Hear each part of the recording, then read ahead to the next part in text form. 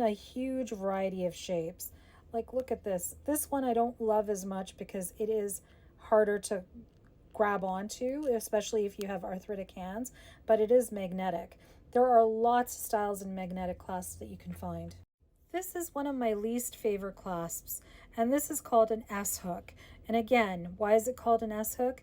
Because of its shape. And the thing about these is these are very common for bead necklaces and silver pieces or antique pieces because they were so easy to make. The problem, however, is that sometimes if you don't push them in enough, like this, it ends up opening and your necklace falls off your neck. So one of my least favorite.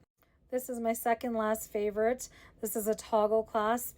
They look beautiful, but the problem with them is that sometimes they can be very loose. So this is in sterling silver, and I'll show you because these are actually two different clasps. So you put the toggle in through like that, and occasionally you'll find that it falls off very easily.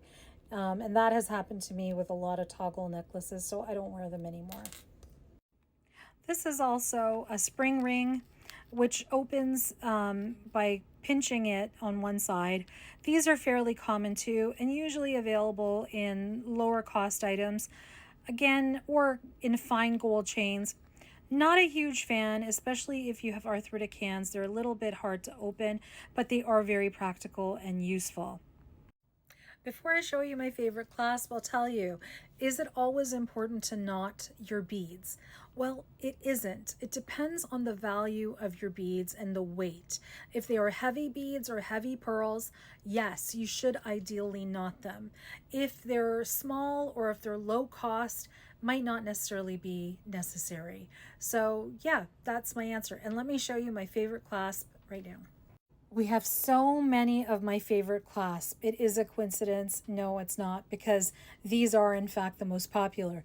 These are all pure vintage, like I'm talking 30 years ago. The craftsmanship does not even exist these days. They are brass, and retail, I'd be willing to part with these for like $10–15 a unit because I have so many. So if you want one of these, just ping me and we'll figure it out.